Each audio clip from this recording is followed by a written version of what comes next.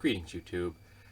I watch a lot of Let's Plays, in particular Skyrim and Fallout. A lot of Fallout lately, and most of the ones I watch are of Gopher, from Gopher's vids. I really enjoy his style. He doesn't swear. Um, he's entertaining. He does an immersive play, and he's got a great accent.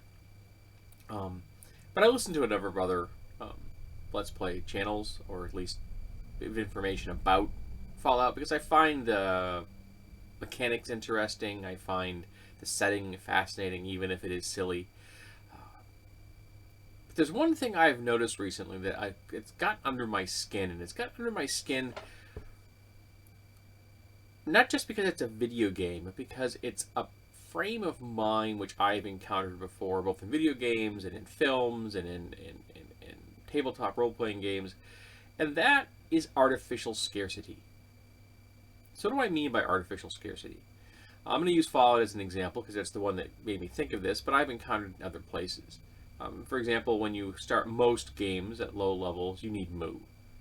And in fact, moo becomes the sole motivation for your character's life. You scrape and you scrimp and you cheat, steal, and kill for moo.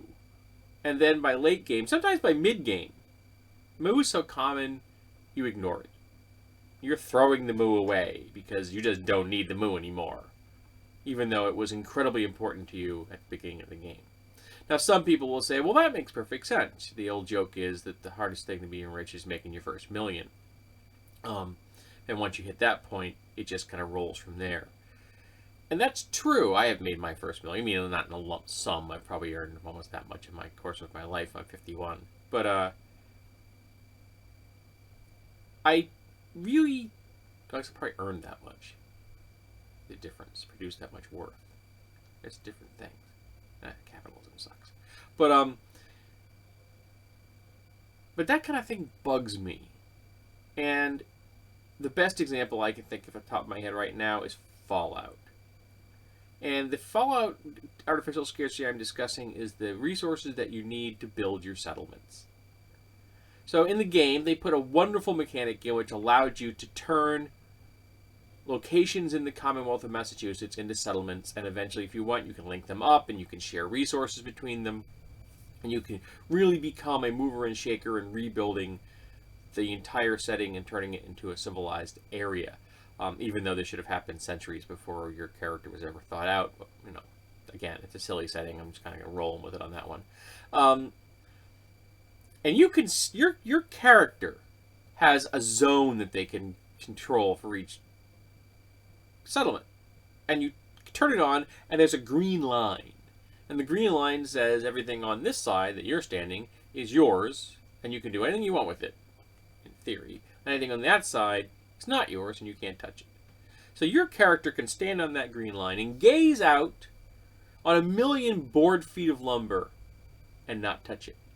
Can gaze out on tens of millions of pounds, tens of millions of tons of steel and aluminum and concrete and rock, and you can't touch it.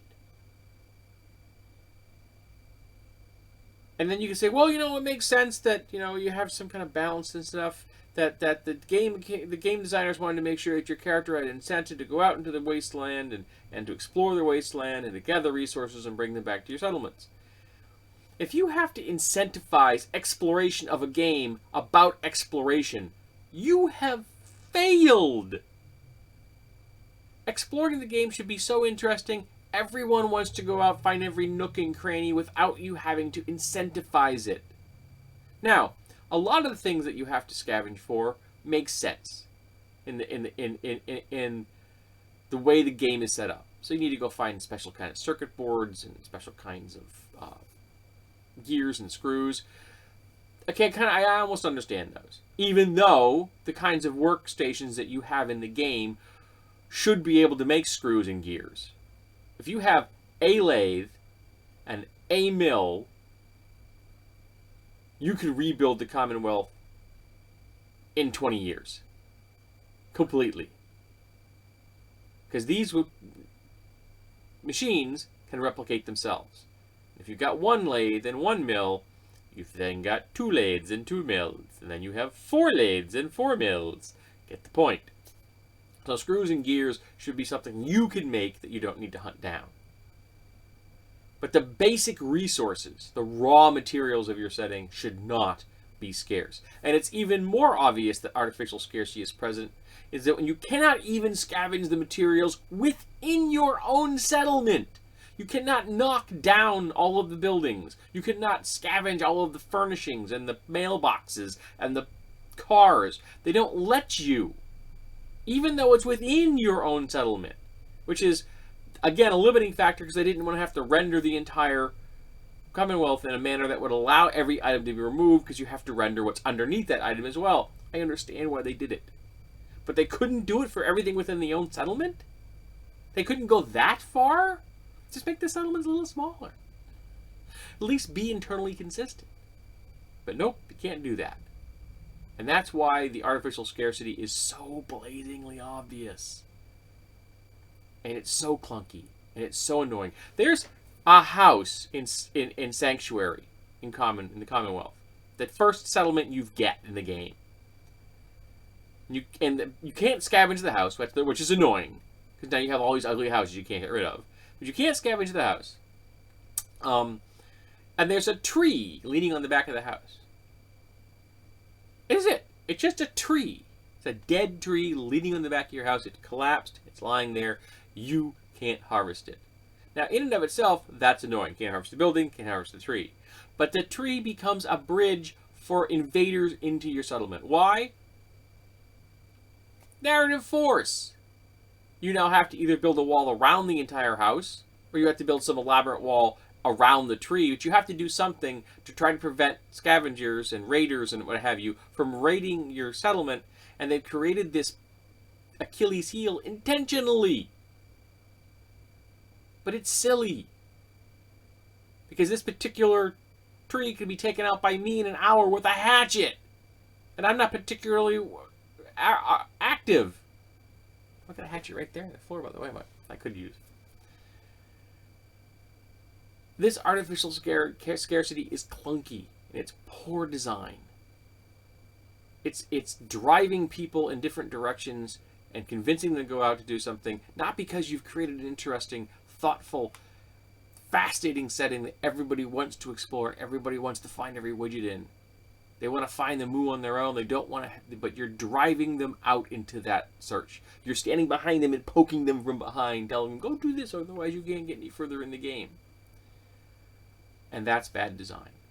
Not to mention, it leads to such absurdity as Gopher hunting down pencils and yardsticks and brooms so he can build scrap walls. Yeah, scrap walls make sense within the first 18 to 24 months after the apocalypse.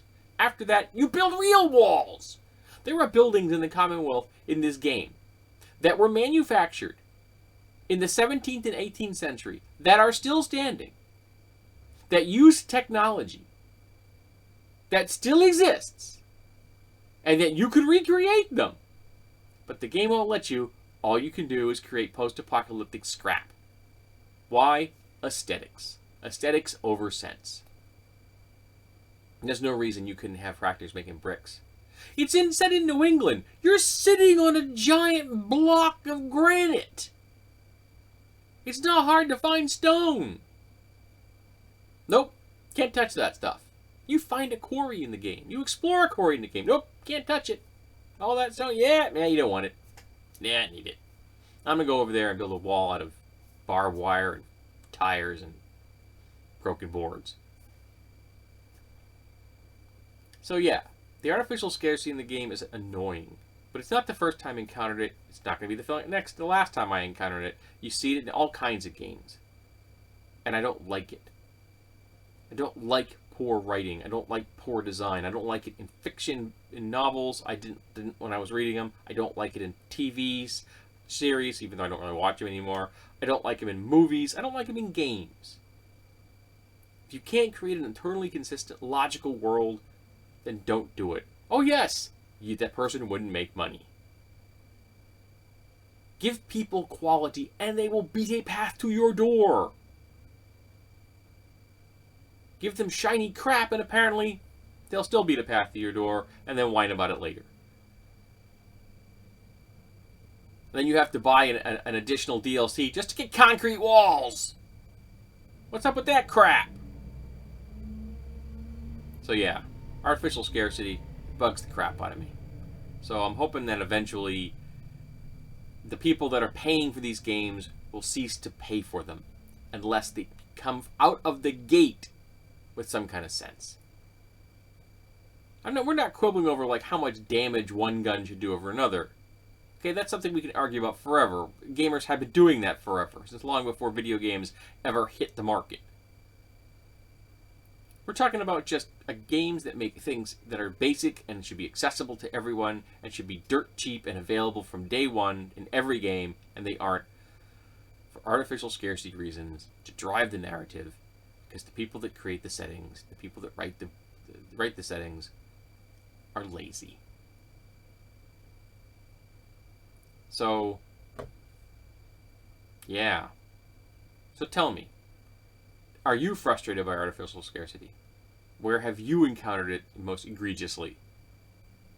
What do you think that Bethesda could have done to present a better world that would have still been compelling and interesting and driven you, the player, out into it to explore without smacking you constantly with the slapstick paddle of artificial scarcity?